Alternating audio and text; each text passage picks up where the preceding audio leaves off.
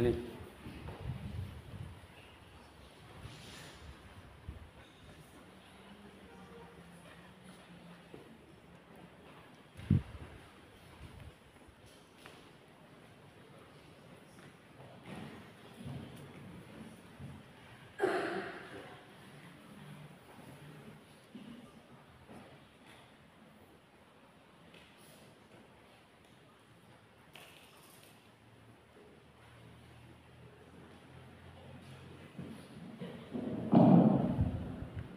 السلام عليكم ورحمة الله وبركاته.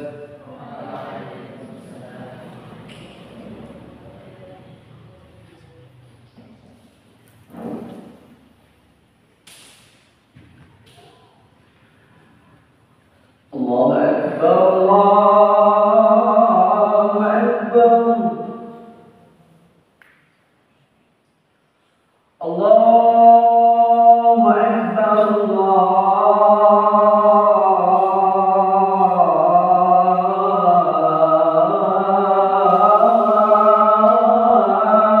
أكبر.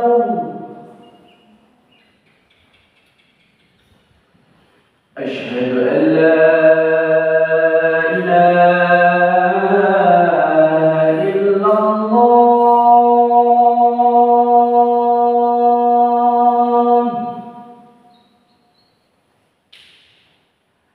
أشهد أن لا إله إلا الله.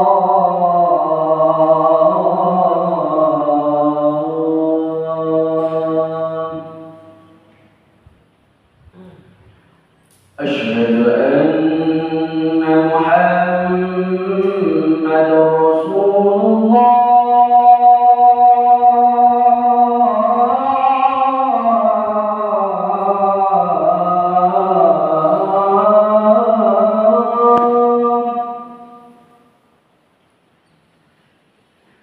أشهد أن محمدًا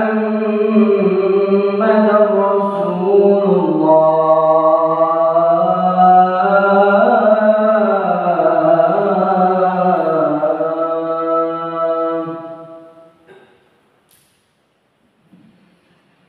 حي على الصلاة.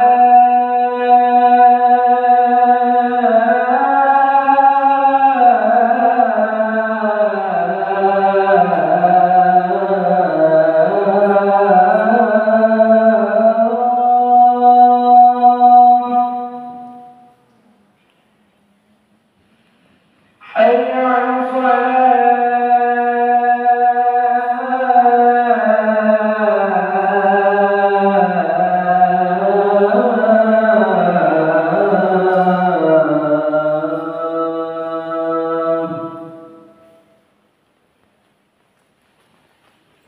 حي على الفلاح.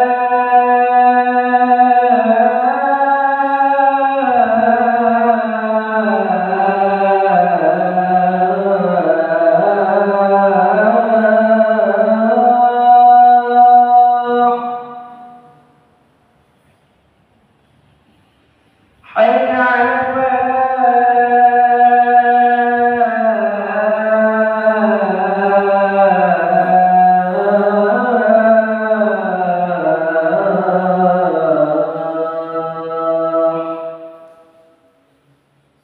الله أكبر الله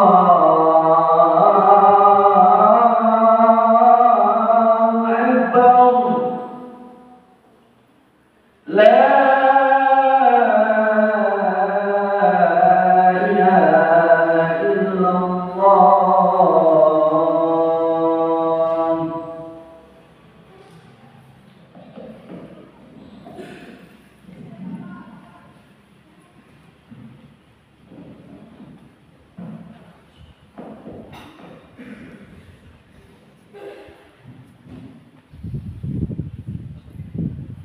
إن الحمد لله نحمده ونستعينه ونستغفره ونعوذ بالله من شرور أنفسنا ومن سيئات أعمالنا.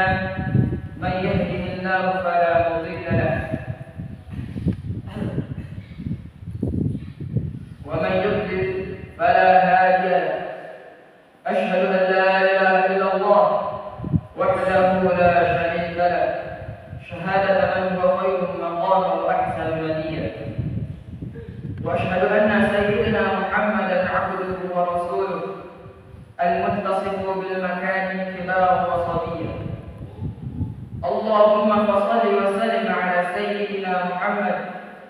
كان صادق الوعد وكان رسولا نبيا، وعلى آله وصحبه الذين يحسنون إسلامهم ولم يفعلوا شيئا فريا.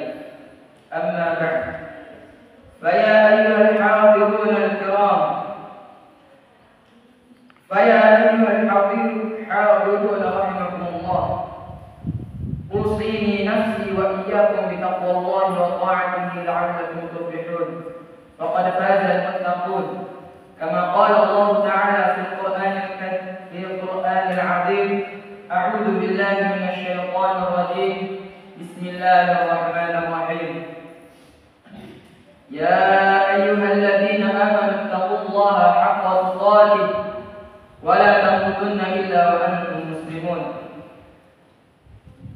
وفي آية أخرى: إن عدة الشهور عند الله 12 شهرا في كتاب الله يوم خلق السماوات والأرض منها 4 حرم، ذلك الدين القيم، فلا تظلموا فيهن أنفسكم، وقاتلوا المشركين كافة كما يقاتلونكم كافة، واعلموا أن الله مع المتقين.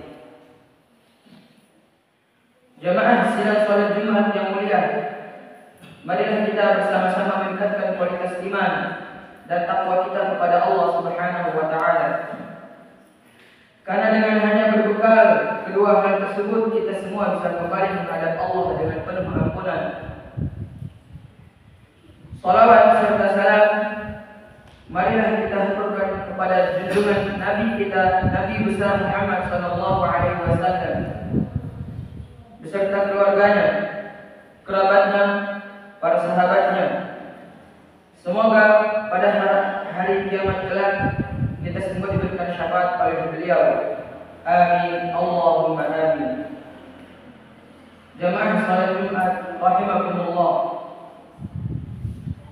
pada kesempatan hari Jumat yang cerah ini, khatib akan membawakan satu judul khutbah, yaitu 4 perkara yang akan ditanyakan dan dimintai pertanggungjawaban oleh Allah Subhanahu wa taala di hari kiamat kelak nanti. Jamaah salat Jumat rahimakumullah, setiap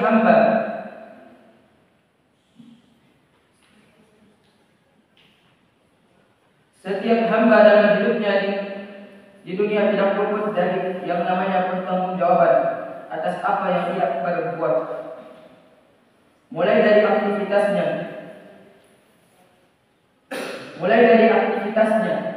kegiatannya,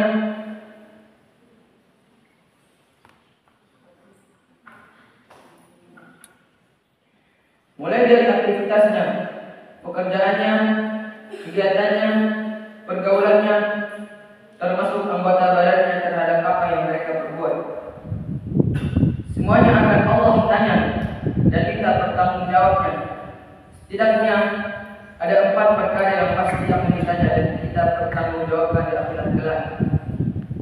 Rasulullah sallallahu alaihi wasallam bersabda dalam hadis riwayat Ibnu Hibban dan Tirmidzi, "La tazulu qadama 'abdin yawm al-qiyamati hatta yus'alu 'an arba'in 'an 'umrihi fima afnahu wa 'an jasadihi فيما أبلاه وعن علمه ماذا عمل فيه وعن ماله من أين اكتسبه وفيما أنفقه." رواه Ibnu Hibban wa Tirmidzi. Yang artinya, tidak akan beranjak berdiri kedua kaki seorang hamba dari tempat hisabnya pada hari kiamat kelak hingga ia ditanya mengenai 4 perkara. Umurnya, untuk apa ia habiskan. Yang kedua, jasadnya, untuk apa ia gunakan. Yang ilmunya, yang ketiga ilmunya, apakah telah dia amalkan. Yang keempat, hartanya, dari mana dia peroleh dan dalam hal apa dia belanjakan. Pertama, yang akan dipertanggungjawabkan pada hari kiamat kelak adalah umur kita.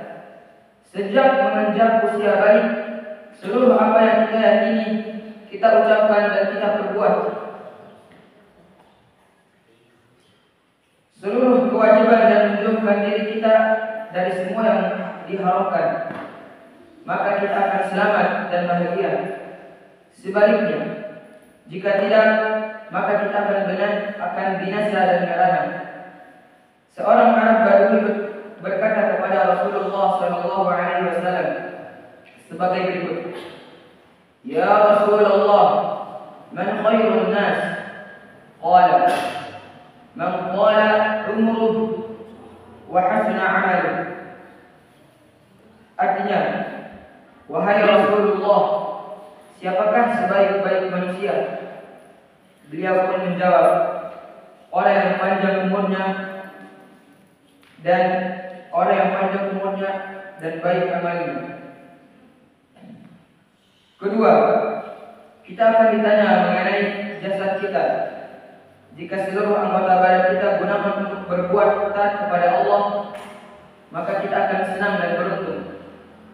Sebaliknya, jika kita menggunakannya untuk bermaksiat kepada Allah Subhanahu wa taala, maka kita akan merugi dan buntu. Allah Subhanahu wa taala berfirman dalam Quran surat Yasin, "Al-yawma nakhtimu 'ala afwahihim wa tukallimuna aydihim wa tashhadu arjuluhum bima kanu yaksibun." Pada hari ini kami tutup mulut mereka, tangan mereka akan berkata kepada kami, dan kaki mereka akan memberi kesaksian terhadap apa yang dahulu mereka kerjakan. Yang ketiga, kita akan ditanya mengenai ilmu kita. Apakah kita telah mempelajari bagian ilmu yang fardhu 'ain untuk kita pelajari atau tidak? Dan jika kita telah mempelajarinya, apakah kita sudah mengamalkannya ataukah tidak? Ilmu agama yang hukum mempelajarinya fardhu 'ain adalah seperti dasar-dasar ilmu akidah, hukum-hukum dasar terkait bersuci, salat, zakat bagi yang mampu, puasa, kewajiban hati, maksiat anggota badan dan lain sebagainya. Dalam sebuah hadis diriwayatkan, wailul lima lam ya'lam wa wailul lima 'alim thumma la ya'mal. Sungguh sangat celaka orang yang tidak belajar ilmu agama yang fardhu 'ain, dan sungguh sangat celaka orang yang mempelajarinya tapi tidak mengamalkannya. Yang keempat, kita akan ditanya mengenai harta. Dari mana kita peroleh dan untuk apa kita belanjakan? Dalam masalah harta, manusia terbagi menjadi 3 golongan. 2 celaka dan 1 selamat. 2 golongan yang celaka pada hari kiamat adalah mereka yang mengumpulkan harta dengan cara yang haram atau dari sumber yang haram, dan mereka mengumpulkannya dengan cara yang golongan yang pertama adalah mereka yang mengumpulkannya dengan cara yang haram atau dari sumber yang haram, dan mereka yang mengumpulkan harta dengan cara yang halal tapi membelanjakannya untuk hal-hal yang diharamkan. Sedangkan golongan yang selamat adalah mereka yang mengumpulkan harta dengan jalan yang halal dan membelanjakannya untuk perkara-perkara yang halal. Sebagaimana Rasulullah SAW bersabda, "Ni'mal malus salih lirrajul salih." Rawahu Ahmad fi Musnad. Sebaik-baik harta adalah harta milik orang saleh. Hadis riwayat Ahmad dalam Al-Musnad. Barakallahu li wa lakum fil Qur'anil 'azim wa nafa'ani wa iyyakum bima fihi min al-ayati wa dzikril hakim wa taqabbala minni wa minkum tilawatahu innahu huwal ghafurur rahim.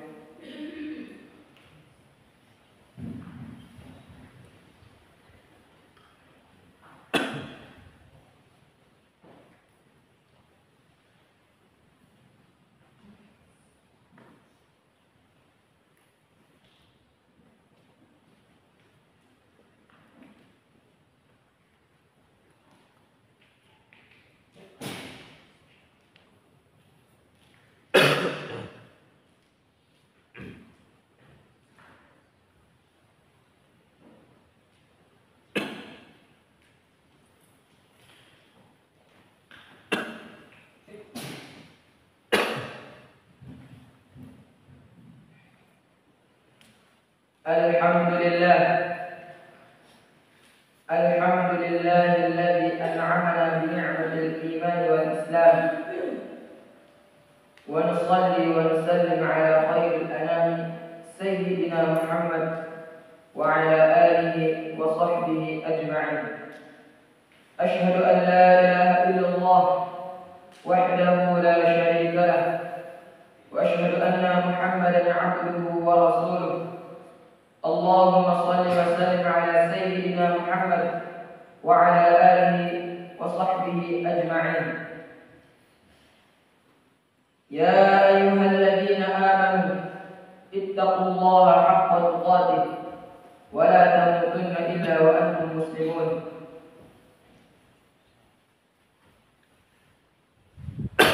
وصلوا فقد أمركم ربكم بذلك في كتابه الكريم، حيث يقول: إن الله وملائكته يصلون على النبي يا أيها الذين آمنوا صلوا عليه وسلموا تسليما. اللهم اغفر للمسلمين والمؤمنين والمؤمنات الأحياء منهم والأموات. اللهم أعز الإسلام والمسلمين وأذل الشرك والمشركين ودمر أعداءك أعداء الدين. اللهم ادفع عنا البلاء والوباء والزلازل والمحن وسوء الفتنة ما ظهر منها وما بطن عن بلدنا إندونيسيا خاصة وسائر بلدان المسلمين عامة. ربنا آتنا في الدنيا حسنة وفي الآخرة حسنة وقنا عذاب النار. ربنا ظلمنا أنفسنا وإن لم تغفر لنا وترحمنا لنكونن من الخاسرين. عباد الله، إن الله يأمر بالعدل والإحسان وإيتاء ذي القربى وينهى عن الفحشاء والمنكر والبغي يعظكم لعلكم تذكرون. واذكروا الله العظيم يذكركم واشكروه على نعمه